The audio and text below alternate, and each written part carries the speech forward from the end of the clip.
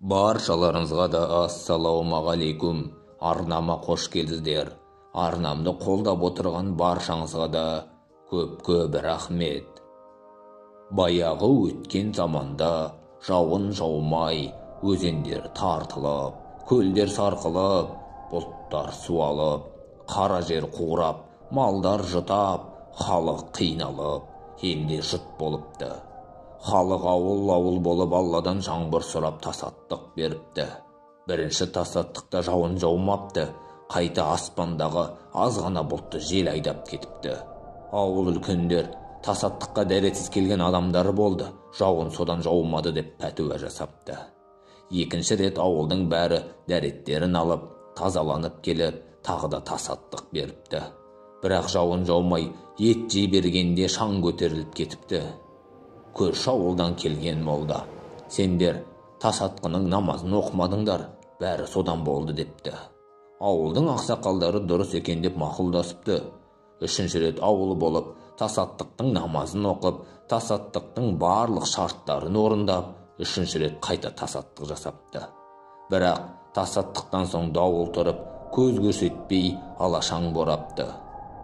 Амалдары таусылған ауыл ақсақалдары тағы жиналып ақылдасып, көрші ауылдағы Құран ашатын 90 жастағы ақсақалға барыпты. Қария дәретін алып келіп Құран ашыпты. Ақсақал, ауылдарында бір жетім бала бар екен. Сол бала тасаттық сайын жауын жаумас екен деп Аллаға жалбарынады екен депті.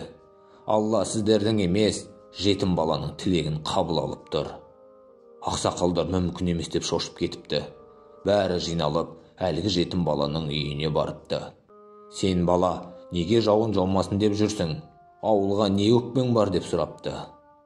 Сол кезде әлгі жетім бала: менің жасым онда, бір іні, бір қарындасым бар. Ата-анамыз қайтыс болғаннан бері біздің үйдің есігінен ешкім қараған емес. Үйіміздің төбесі тесік. Жауын шықтаса, жататын жер таба алмаймыз. Жауын жауса, үйдің төбесі құлап кетеме деп түнімен ұйықтамай қорқып, жылап отырамыз. Сіздер Алладан малдарыңыз үшін жаңбыр тілесеңіздер, біз, жетімдер, жандарымыз үшін Алладан жауын жаумас екен деп тілек тілейміз депті. Жетім баланың жауабын естіген ауыл ақсақалдары кірерге жер таба алмай қатты ұялыпты. Келесі күні ауыл болып жабылып, үйдің төбесін қайта жауып беріпті.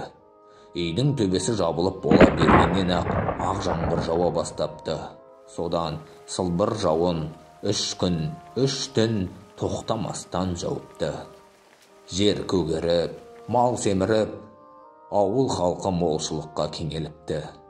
Жерде жетім налыса, көкте періште қайғырар деген осы болар. Ақиқаты керек, соңғы кездері адамдардың пейілі тарылып бара жатқанға ұқсайды. Қазір қаншама жетімдер жылап жүр десеңші.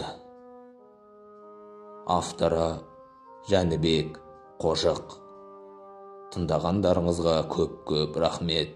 Алланың нұры жаусын.